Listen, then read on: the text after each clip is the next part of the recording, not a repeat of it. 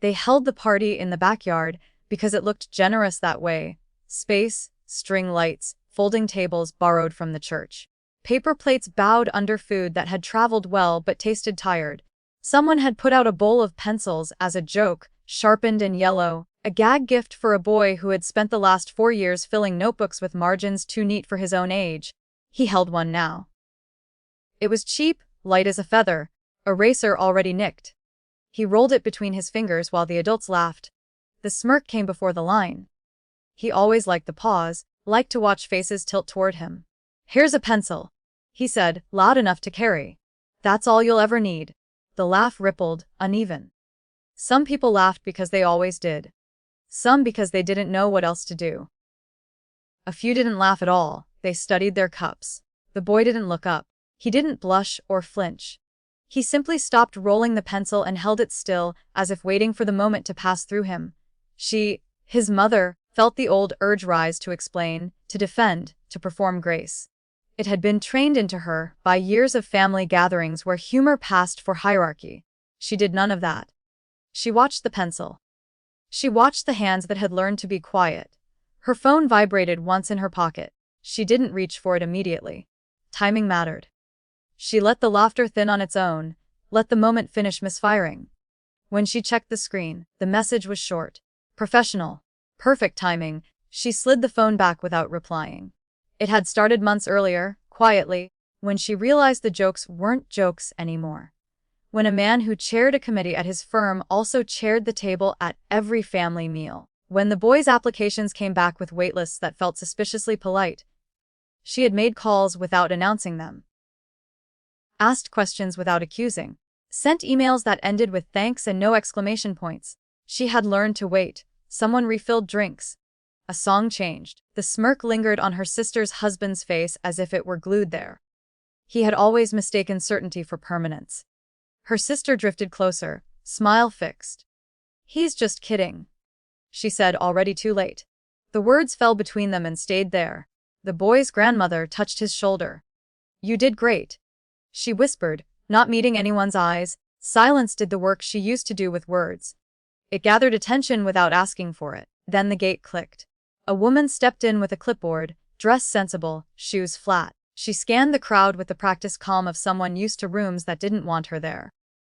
"Good afternoon," she said, clear and ordinary. "I'm looking for Daniel Reeves." His smirk flickered. He straightened. "That's me." The woman nodded, checked a line. "I'm with the university's compliance office. We spoke on the phone." People shifted. A laugh tried to restart and failed. "This is a family party," he said, voice lighter than before. "I understand," she replied. "This will be brief." The mother didn't move. She watched the way authority entered without raising its voice. Names were said, dates, a reference number.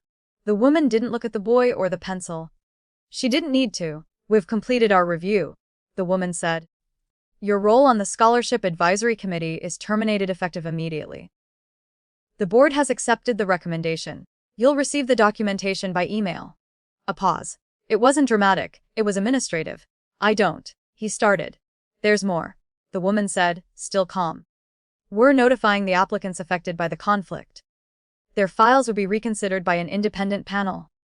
The boy looked up then. Not at the man. At his mother. Her sister's hand found her arm, fingers tight. "Don't do this," she whispered, the sentence breaking in the middle like it always did when she reached for courage. "But The mother didn't turn. She didn't need to. This wasn't about winning. It was about stopping. The woman with the clipboard finished what she came to say. She thanked the host. She left through the same gate, the click sounding louder now. No one clapped. Someone cleared their throat. A neighbor began stacking plates as if that were the task assigned to absorb shock. The smirk was gone. In its place, a careful neutrality, the kind worn by men who have never had to practice it. He opened his mouth, closed it, looked around for agreement and found only faces that had learned something new about the room they were in. The mother felt nothing like triumph. She felt a loosening, as if a band that had been tight for years finally let go. Her sister stood there, loyalty and fear warring across her face. She would tell this story later as something that happened to them, not something she allowed. The mother understood that too well to argue. "Mom," The boy said, "Quiet. Can we go?" She nodded. They gathered their coats. No one stopped them. No one apologized. The party resumed behind them with the strange resilience of gatherings that refuse to acknowledge their own fractures. At the curb, the boy turned the pencil in his hand once more. "I like it." "Ust."